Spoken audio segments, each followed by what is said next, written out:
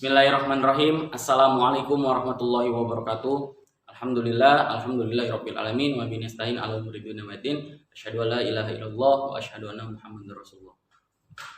Baik, Bapak Ibu sekalian, perkenalkan kami dari mahasiswa S1 Ilmu Keperawatan Universitas Muhammadiyah Kalimantan Timur. Sekarang kami semester 5. Di sini kami akan memberikan sedikit informasi tentang penyakit HIV and AIDS yang bisa nanti Bapak Ibu ambil ilmunya, yang bisa Bapak aplikasikan di lingkungan Bapak Ibu sekalian. Bapak Ibu, adapun saya Muhammad Taufik Julpami selaku moderator pada hari ini, dan juga izinkan saya memperkenalkan teman-teman saya dari kelompok 1. Yang pertama ada Maulidah Haryananda Utami, ada Siti Citra Kamila, ada Nur Halimah, ada Ainun Ajija, ada Dini Putri Agustini, ada Rulia Putri Hijriah, ada Alivia Barokatur Rizki, dan Akila Rizkia. Baik Bapak Ibu sekalian, nanti kalau Bapak Ibu mau bertanya, Bapak Ibu bisa bertanya di akhir sesi. Untuk itu, tanpa mengurangi waktu dan rasa hormat saya, langsung saja kita simak materi yang akan disampaikan oleh teman saya. Ada beberapa perilaku yang berisiko menyebabkan penularan HIV atau AIDS. Yang pertama ada hubungan seks. Penularan HIV dapat terjadi melalui hubungan seksual tanpa pengaman, baik itu melalui vagina maupun oral. Selain itu, bergonta-ganti pasangan juga berisiko tinggi untuk menyebabkan penularan HIV atau AIDS. Kedua, penggunaan jarum suntik. HIV dapat ditularkan melalui jarum suntik yang sudah terkontaminasi darah seseorang yang sudah terinfeksi HIV atau AIDS. Selain itu, penggunaan jarum suntik yang berkali-kali itu berisiko tinggi untuk menyebabkan tertularnya penyakit HIV atau AIDS. Ketiga, kehamilan, persalinan, atau menyusui. Seorang ibu yang terinfeksi HIV dan mengandung atau menyusui berisiko tinggi untuk menularkan HIV kepada bayinya. Maka dari itu, penting bagi seorang ibu yang terkena HIV untuk selalu memeriksakan dirinya ke dokter. Yang keempat, transfusi darah. Namun, hal itu sangat jarang terjadi. Pengertian HIV. HIV atau Human Immunodeficiency Virus yaitu virus yang menghancurkan CD4 atau sel T yang bertugas untuk melawan infeksi. Sehingga penderita HIV itu lebih sering terkena infeksi-infeksi. Ketika CD4 tersebut menurun di bawah angka 200 sel per milimeter kubik, maka HIV itu bisa berubah menjadi HIV AIDS. AIDS sendiri yaitu Acquired Immunodeficiency Syndrome. Dapat terdiagnosisnya ketika penderita HIV menderita lebih dari satu infeksi oportunistik, dan untuk waktunya sekitar 10 hingga 15 tahun dari penderita HIV bisa berubah menjadi ke AIDS. Baik, untuk selanjutnya ada dampak dari HIV itu sendiri. Dampak dari HIV itu sendiri sebetulnya ada dalam kategori sosial, kemudian ada kategori psikologis, dan kemudian ada kategori spiritual.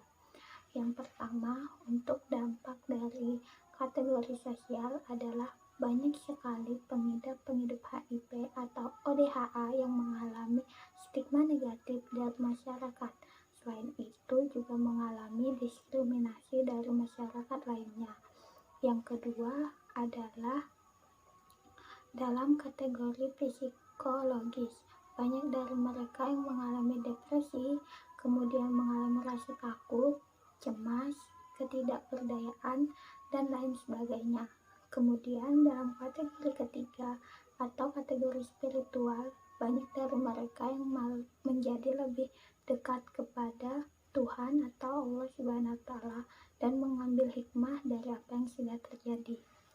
Di antara 3 dampak dari HIV atau ODHA ini, dampak yang paling berpengaruh kepada mereka adalah dampak dari segi sosial, karena mereka sering sekali mengalami diskriminasi sosial dan stigma dari masyarakat yang buruk, sehingga mereka merasa dikucilkan dan tidak layak bergaul dengan masyarakat lainnya.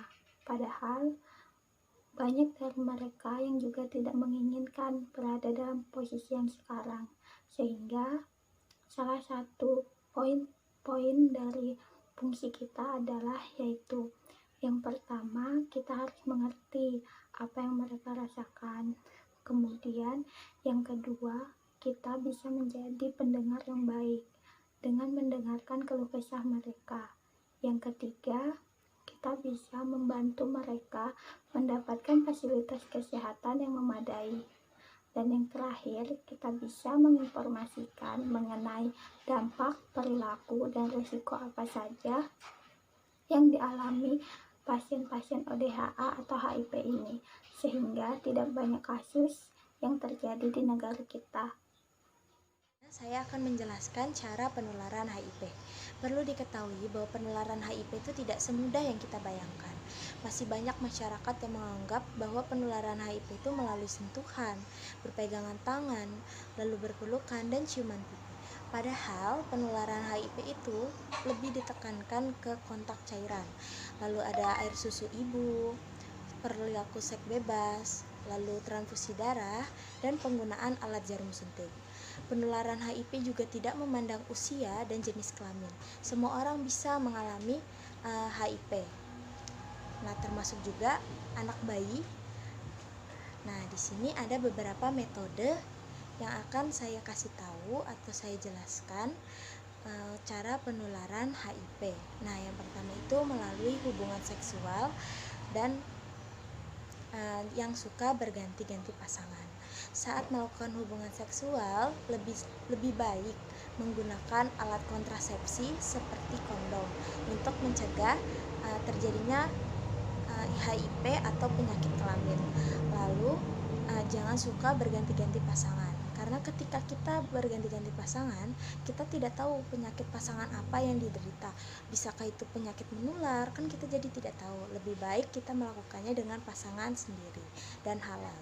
Nah, lalu yang kedua itu penularannya melalui transfusi darah. Saat kita melakukan transfusi darah, kita harus mengeceknya terlebih dahulu.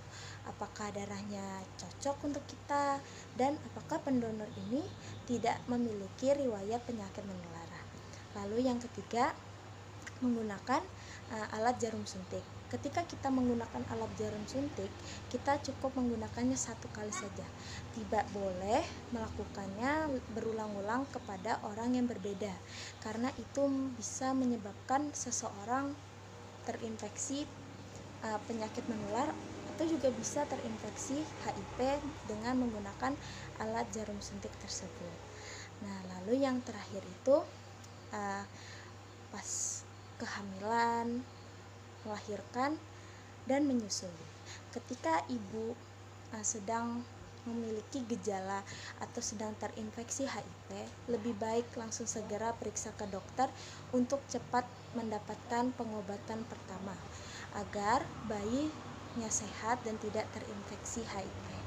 Itu saja, terima kasih. Komplikasi HIV dan AIDS pada anak dan orang dewasa. Yang pertama ada tuberkulosis atau TB. Orang dengan HIV itu memiliki sistem kekebalan tubuh yang rendah, sehingga penderita HIV yang memiliki kuman tuberkulosis atau TB pada tubuhnya berisiko 10 kali lebih besar untuk terkena penyakit TB. Yang kedua ada kandidiasis. Nah, kondisi ini itu umum terjadi pada penderita HIV. Ini menyebabkan peradangan dan lapisan putih tebal di mulut, lidah, kerongkongan, atau vagina. Yang ketiga ada pneumositis, pneumonia, atau yang disingkat CPC. Nah, infeksi ini adalah infeksi serius yang menyebabkan peradangan dan akumulasi cairan di dalam paru-paru. Yang keempat ada demensia. Nah, demensia ini adalah penurunan fungsi mental dan keahlian motorik, terutama jika virus HIV ini sudah menyerang sistem saraf. Akibatnya, terjadilah kerusakan fungsi otak. Yang kelima ada sitomegalovirus, disebabkan oleh virus herpes yang dapat menyebabkan kerusakan pada mata, saluran pencernaan, paru-paru, dan organ-organ yang sangat penting lainnya.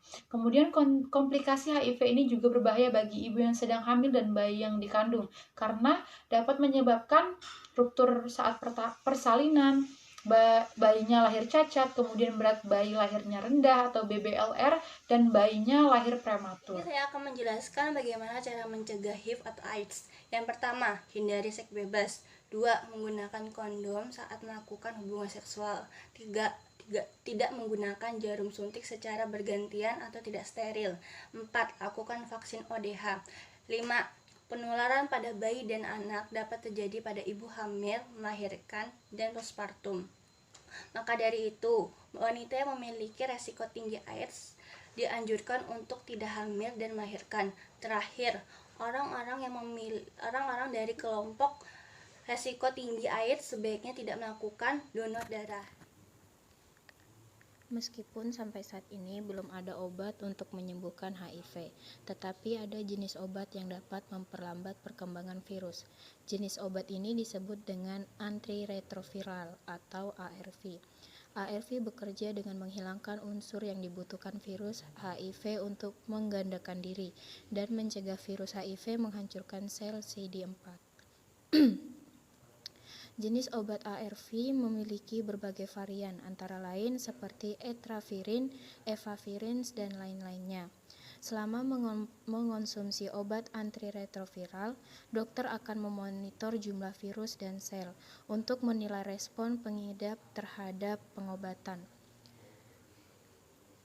Sedangkan pemeriksaan HIV-RNA dilakukan sejak awal pengobatan, lalu dilanjutkan tiap 3-4 bulan selama masa pengobatan. Agar perkembangan virus dapat dikendalikan, pengidap harus segera mengonsumsi ARV begitu didiagnosis mengidap HIV. Agar virus dapat dikendalikan, pengidap harus segera mengkonsumsi ARV setelah didiagnosis mengidap HIV. Tujuan terapi ARV sendiri yaitu yang pertama, untuk mengurangi kadar virus dalam darah. Yang kedua, untuk memperbaiki kualitas hidup. Yang ketiga, untuk mencegah infeksi oportunistik. Lalu yang keempat, untuk mencegah progresi penyakit. Yang kelima, mengurangi transmisi penyakit. Dalam pengobatan pasti ada kekurangan dan kelebihannya. Pada terapi ARV sendiri memiliki kelebihan, yaitu untuk mengurangi rasa sakit dan juga mengurangi angka kematian. Lalu kemudian memiliki kelebihan yaitu untuk memperbaiki gangguan sistem imun. Untuk kekurangannya sendiri, terapi ARV memiliki kekurangan membuat tubuh menjadi resisten terhadap obat, lalu juga membuat perubahan pola hidup pada pengidap HIV.